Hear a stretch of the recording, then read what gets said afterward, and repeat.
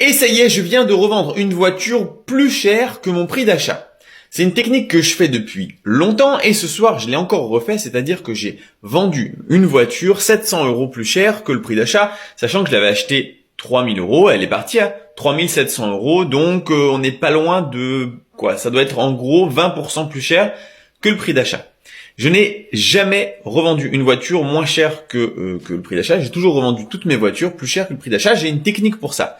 C'est une technique que j'utilise depuis maintenant pas mal d'années pour acheter les véhicules moins 20, moins 30% du prix du marché.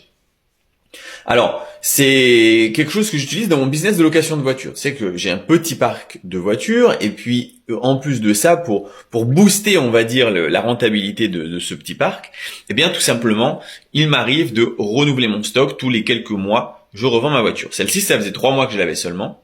Donc, elle a été louée pendant ces 3 mois. Donc, elle a rentré en plus de l'argent qui ont largement payé l'assurance, qui ont largement payé les petits entretiens parce que j'ai eu 2-3 entretiens avec et puis qui ont largement payé la carte grise. Et en plus de ça, j'avais encore de l'argent en gain. Et donc, maintenant, quand je l'ai revendu à 700 € plus cher, bah, c'est du gain. Hors impôts, évidemment, avant que quelqu'un me dise ça. Les impôts, ça dépend vraiment de beaucoup de choses, beaucoup de montages. Il y a des montages très complexes qui permettent de pas ou quasiment pas payer d'impôts. Et puis il y a des montages, oui, et puis il y a pas du tout de montage où là effectivement on paye d'impôts. Moi, j'ai fait des montages qui sont assez beaux, donc je paye pas grand chose.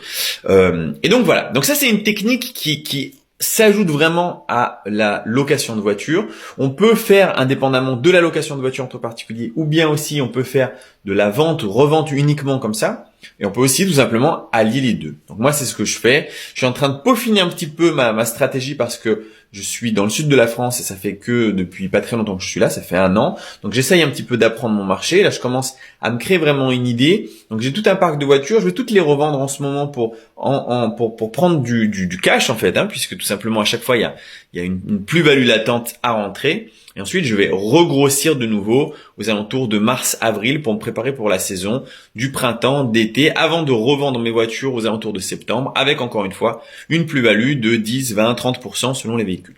Donc voilà. Donc ça, c'est une technique qui est applicable. Je suis pas mécano, je suis pas magicien. J'ai une technique pour réussir à trouver des véhicules moins chers comme ça. J'en parle beaucoup sur YouTube, j'en parle à travers un peu TikTok, j'en parle dans mes formations, j'en parle ici et là.